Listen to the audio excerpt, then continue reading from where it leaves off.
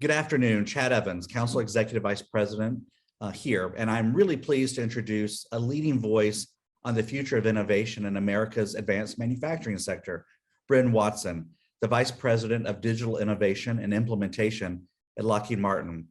Now, Bryn, whether we call it Industry 4.0, smart manufacturing, or digitally enabled manufacturing, I think what we all know is that a new phase of the digital revolution is already underway. And perhaps one of the most significant trends that we see in this phase is that multiple advanced digital technologies are converging simultaneously on the manufacturing sector, radically transforming the way that we conceive, design, make, and then ultimately deliver product. And we just have to think about the vast deployment of sensors, intelligent controls, cyber physical systems. And we also know that frontier technologies are emerging today that will drive even bigger change tomorrow. Quantum, virtual extended augmented reality, AI and machine learning, and all of these are going to couple and make manufacturing ever more intelligent. And we also know that this convergence is already beginning to deliver a mosaic of powerful capabilities, from predictive maintenance to real-time visibility on supply chains, and of course to designing virtually thousands of features before a prototype is ever cast or made. Now, Bryn, you're leading all sorts of efforts and advancements at Lockheed Martin in this space.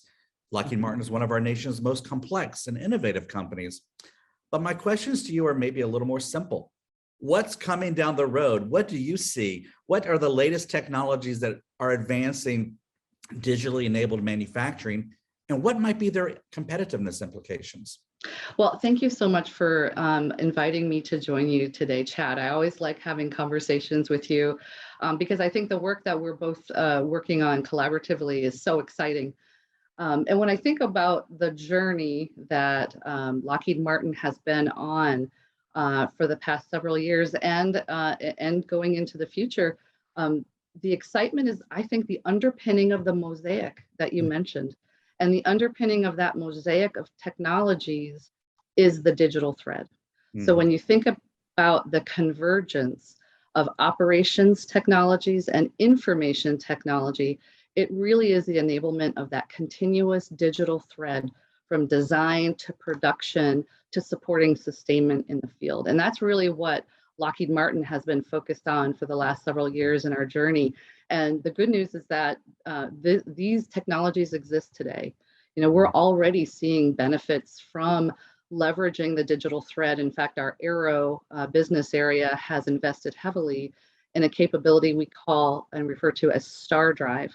And so this corporate, effort for Aero has been focused on re-engineering their culture and their processes to really look at that fully integrated digital work environment, including integrating the product lifecycle management platforms into their resource management and really demonstrating the power of reducing costs through sustainment and enhancing collaboration across their enterprise. And they're seeing huge gains. They're seeing reductions of 40% in the time to generate just their work instructions.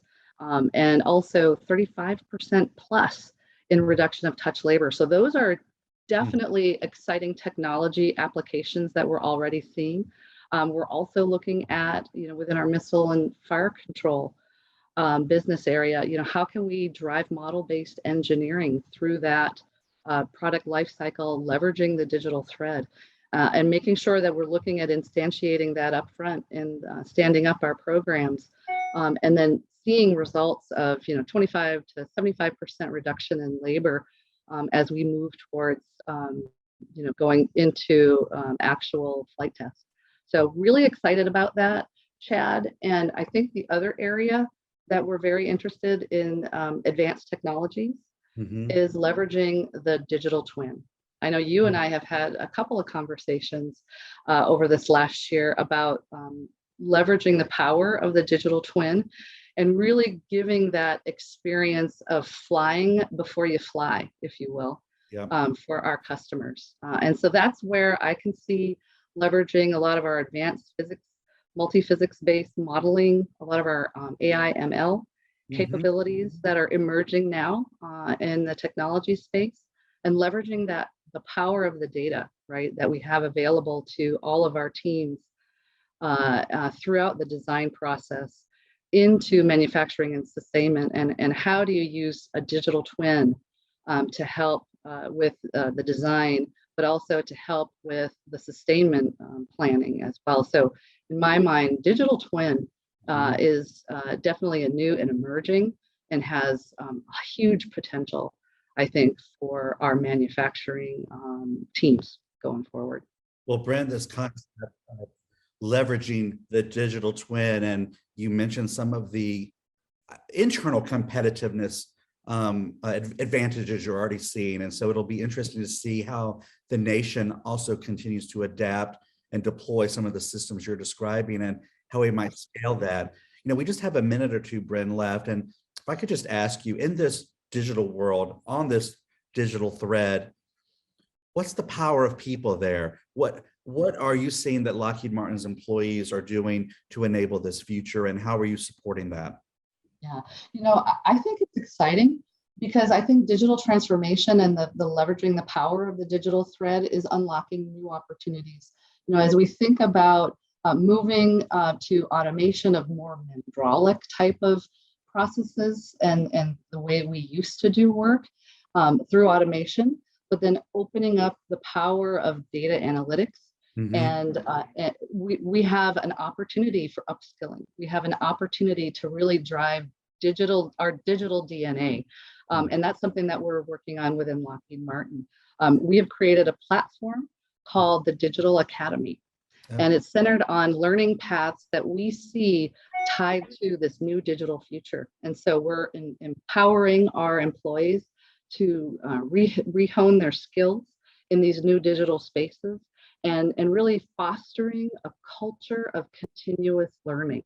So it has been really exciting to deploy these new learning journeys, if you will, in these new digital areas. And it's really been empowering for our early career folks who are coming in out of college, and really partnering with the folks that have been around a while and have seen how things work, and partnering and pairing them to really drive that culture, like I said, of continuous learning. So all exciting when I think about preparing our people for this digital future.